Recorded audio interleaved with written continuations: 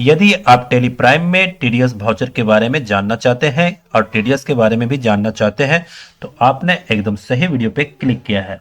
आपको सिर्फ इस वीडियो में अंत तक बने रहना होगा और बिना स्किप किए हुए पूरा वीडियो को देखना होगा। आपसे हमारा वादा है कि आप टीडीएस के बारे में पूरा A to Z सीख पाएंगे। तो चलिए लेट ना करते हुए वीडियो को करते हैं हम शुरू।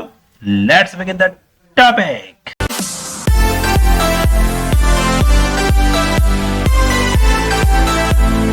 टीडीएस एक प्रकार का टैक्स है जो कि इनकम टैक्स लॉ के अनुसार अलग अलग एक्सपेंसेस पे अलग अलग सेक्शंस के अनुसार टैक्स डिडक्ट किया जाता है। तो टेली प्राइम में टीडीएस का यूज हम लोग करेंगे कैसे, आइए इसको प्रैक्टिकली हम लोग समझते हैं। सबसे पहले आपको F11 की को प्रेस करके फीचर सेटिंग में सेक्शन में आपको जाना होगा और उसके बाद जहाँ पे टीडीएस दिया हुआ है कि इस जगह पे आपका टीडीएस इनेबल करने का ऑप्शन दिया हुआ है, यहाँ पे आपको टीडीएस को इनेबल कर देना है। टीडीएस इनेबल करने के बाद यहाँ पर आपको टेन नंबर डालना है अपने कंपनी का। 10 नंबर डालने के बाद उसके बाद आपको एंटर करके नीचे आना है और आपका जो deduction and collections account number जो होता है, 10 नंबर जो होता है वो नंबर फिर आपको यहाँ पर लिखना है। तो इस जगह पे चलिए हम एक नंबर डाल देते हैं। फिलहाल हम कोई भी एक नंबर ले लेते हैं। आपको सही सही डालना है जहाँ पे आप वर्क कीजिएगा। तो आपका जो कंपनी है वो क्या है, कंपनी है या इंडिविजुअल है? चलिए हमारा एक कंपनी है। आप या फिर अगर इंडिविजुअल है तो आप यहाँ इंडिविजुअल भी रख सकते हैं।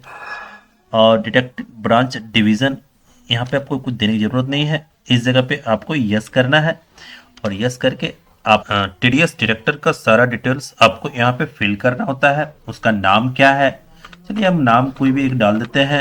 आप यहाँ पे उस कंपनी का जो ऑनर होगा उसका नाम दीजिएगा, उसका एड्रेस, उसका फादर्स नेम दीजिएगा। फादर्स नेम जो भी है आप यहाँ पर डाल दीजिए, ठीक है। उसके बाद उसका आपका डेस्टिनेशन देना है, यानी कि जगह, और उसके बाद फिर आपको यानी इस तरह से पूरा कंप्लीटली आप यहाँ पर डिटेल्स का भर दीजिएगा। चलिए हम नहीं भरते हैं, आप अपना यहाँ पर भर लीजिएगा और उसके बाद इसको एक्सेप्ट कर लेना है। तो टीडीएस जो है आपके टेली प्राइम में जो है इनेबल हो गया। इनेबल हो जाने के बाद अब आपको क्या करना है, टीडीएस इनेबल हो जाने के बाद सबसे पहले आपको कुछ लेजर बनाना होता है। चलिए हम आपको लेजर बना कर दिखाते हैं। सबसे पहले आपको एक्सपेंसेस का लेजर बनाना है जिसका आप भुगतान करने वाले हैं और जिस पर टीडीएस हमारा कटने वाला है। तो हम बना लेते हैं रेंट। रेंट अकाउंट हमारा जो है एक एक्सपेंस है जो कि आपका इनडायरेक्ट एक्सपेंस में जाएगा। इसका अंडर ग्रुप आपका इनडायरेक्ट एक्सपेंस होगा, तो इनडायरेक्ट एक्सपेंस डाल दीजिए। उसके बाद यहाँ पर जहाँ पर लिखा हुआ इस टीडीएस एप्लीकेबल, तो यहाँ पर आपको स्पेस की को दबा करके इसको एप्लीकेबल कर लेना है। एप्लीकेबल करने के बाद अब आपसे इसका नेचर जो है डिफाइन करने के लिए कहेगा। तो यहाँ क्रिएट पे जाइए और क्रिएट पे जाने के बाद आप उसका टीडीएस का नेचर जो है डिफाइन कर दीजिए। तो रेंट हमारा एक प्रकार का खर्च है, तो रेंट एक्सपेंस इसका नाम दे देते हैं। आप यहाँ कुछ भी नाम दे सकते हैं रिलेटेड। यहाँ पे सेक्शन देना है, चलिए 194 सेक्शन दे देते हैं हम। डबल ई अलग अलग सेक्शन होता है कि किस सेक्शन के तहत कितना % टीडीएस लगता है, इसको आप गूगल पे सर्च करके देख सकते हैं। सेक्शन यहाँ पर हमने एक डाल दिया 194 डबल ई, और उसके बाद पेमेंट कोड डालना है, उसके बाद रेमिटेंस कोड डालना है। सब हम डाल सकते हैं, नहीं भी डाल सकते हैं। परसेंटेज अगर विथ 10 क्या रहेगा और विदाउट 10 क्या रहेगा, ये दोनों आप यहाँ पे डाल सकते हैं। चलिए दोनों एक ही लग लेते हैं।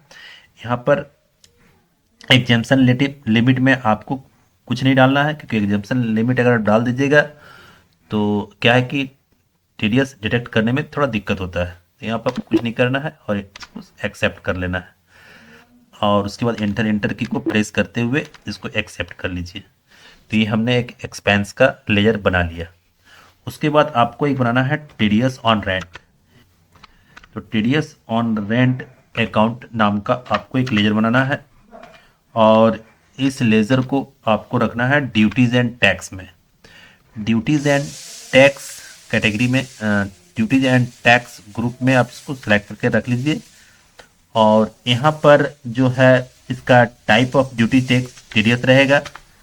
और उसके बाद यहाँ पर आपका जो नेचर ऑफ पेमेंट है जो आप डिफाइन किए थे रेंट में, उसी को यहाँ पे सेलेक्ट कर लेना है। तो हमने डिफाइन कर चुके हैं पहले रेंट एक्सपेंस के नाम से, तो इसी को हम यहाँ पे सिलेक्ट कर लिए और इंटर की को प्रेस करके इसको एक्सेप्ट कर लेंगे। इसके बाद आपको एक पार्टी का नाम बनाना होगा जिसको कि आप रेंट का भुगतान कीजिएगा। तो मान लीजिए एक हमारा मोहन गुप्ता नाम का जो है, ये हमारा बिल्डिंग का जिसमें हम कंपनी खोले हुए हैं, उस कंपनी का बिल्डिंग इसी व्यक्ति का है। तो इसी व्यक्ति को हम जो है रेंट पेमेंट करते हैं।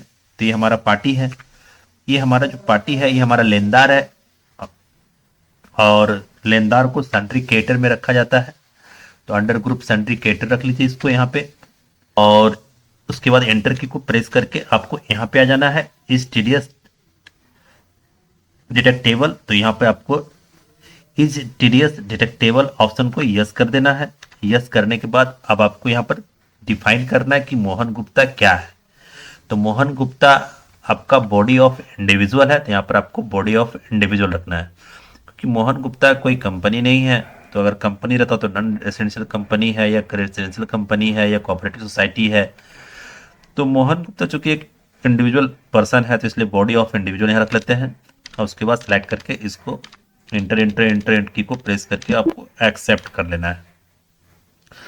तो हमने एक रेंट नाम का एक्सपेंस लेजर बना लिया, उसके बाद एक टीडीएस ऑन रेंट बना लिया और एक पार्टी बना लिया। ये तीनों बन जाने के बाद अब आपको इसका वाउचर एंट्री पास करना है। तो वाउचर एंट्री पास करने के लिए आपको वाउचर को सिलेक्ट करके एंटर की को प्रेस करना है। और टीडीएस का जो वाउचर एंट्री होता है पास, वो हम लोग F7 में करते हैं, जर्नल में। तो जर्नल F7 की को प्रेस करने पर देखिए आपका जर्नल वाउचर का स्क्रीन खुल गया है। यहाँ पे आपको डेबिट में रेंट अकाउंट देना है, क्योंकि रेंट आपका जो है एक्सपेंस है। तो एक्सपेंसेस एंड लॉसेस डेबिट में दिखाता है, इसलिए इसको डेबिट में डाल रहे हैं। तो रेंट चलिए हम देते हैं। तो रेंट हमारा जो है 80,000 रुपया हमने यहाँ डाल दिया। उसके बाद 2 में हमको देना है रेंट किसको, तो रेंट देना है मोहन गुप्ता को। तो यहाँ पर मोहन गुप्ता हमने डाल दिया। देखिए उसका टीडीएस जो है खुद ब खुद डिटेक्ट कर लिया। 80,000 में से 5% काटा तो 76,000 यहाँ पे हो गया। और उसके बाद इसको आपको न्यू रेफरेंस में डिफाइन कर देना है, फिर से न्यू रेफरेंस ही रखना है और इंटर की को प्रेस करके इसको नीचे आ जाना है।